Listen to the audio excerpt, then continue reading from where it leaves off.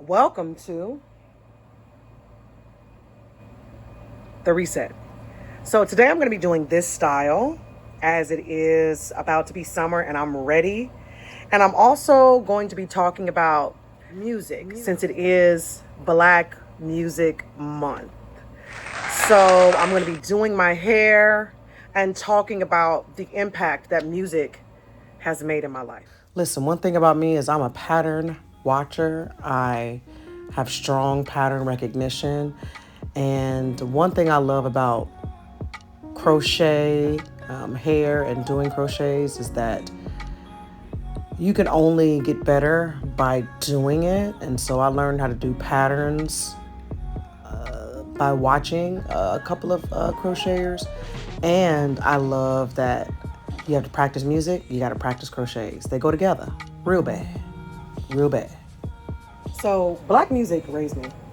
It made me who I am today. I am a singer, songwriter, a playwright, and I feel like growing up on soul music, on Motown, on gospel music, on folk Black music, on Jimi Hendrix, that made me who I am. How I write my poems, how I write in general.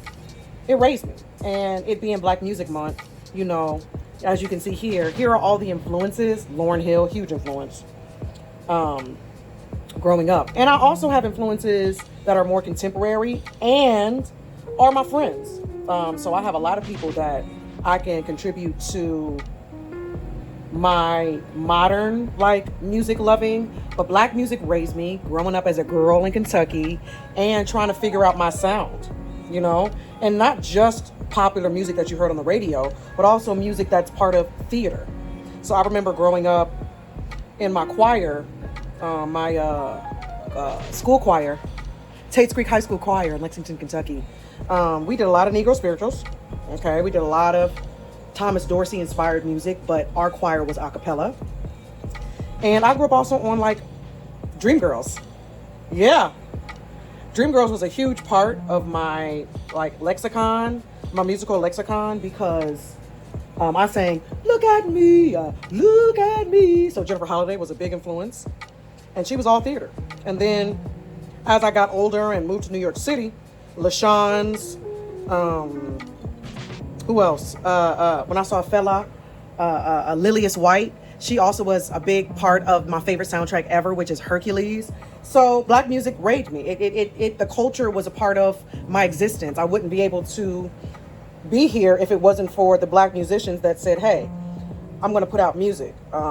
This music is what's going to make your childhood. And my dad was a huge influence, and my grandfather was a huge influence, not just with soul music, but my grandfather put me onto jazz. And at first I was like, I don't like jazz. And then as I grew up, I'm like, oh my goodness, jazz is a huge part of how I sing, my singing style. So Black music raised me. I'm forever grateful for the icons that came before me, the icons that are now, and the icons that are to come. So growing up, I was a part of many gospel choirs. As I said before, I was a part of the Tate's Creek High School Choir, and we sang Negro spirituals, literally. And we sang a cappella. We never used music like that. We used some piano, but Mr. Barry Turner, may he rest in peace, basically believed in my voice. Now, we're not going to talk about how he took advantage. However, growing up, I also was in a religious gospel choir, and I had a lot of lead songs, and it really helped my ear. It helped me to refine my songwriting because I have gospel as my milk. It grew me up as a singer, as a robust alto, and it helped me to listen to things more intricately. It helped me to hear harmonies more easily, and it was the first music that was accessible to me. I can access my voice inside of a gospel music origin, if you will. A big part. There's a lot of patterns and repetition and a lot of big voices. And I think as a singer, sometimes it's harder to place where gospel music, raised voices could like fit. So for a long time in New York City, I was trying to pursue a music career when really my voice is like more theatrical. And so my voice belongs in theater. And I found it. And in my one woman shows, I sing a lot of big, robust, gospel driven blues work. And yeah, it all started because I was a part of a choir and then I became a choir director for 15 years. Yeah. One thing I also love about gospel music is the hair is always done in black churches, okay? So it just reminds me, like, as I'm doing my hair and talking about music being my influence and this being Black Music Month,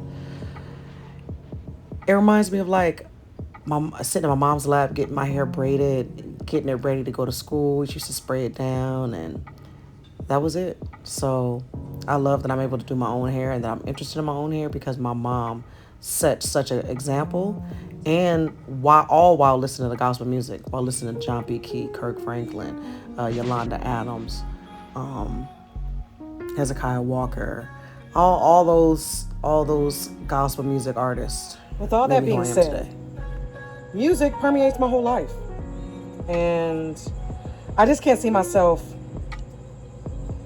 living a life without music, without all the influences that, it just, everything that I do is musical. Between my poetry and between my writing, there's always like some kind of musical or lyrical energy or vibe to the whole thing.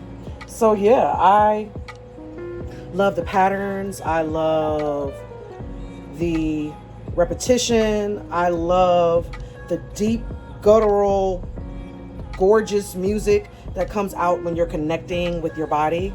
And that's me. That's me and mine. I love it. It's just something that I can never live without.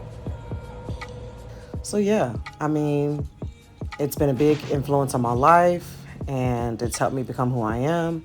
And my good friend says to me, "Baby, thank God, it's who I am." So yeah, these are crochets, and I'll see you next time.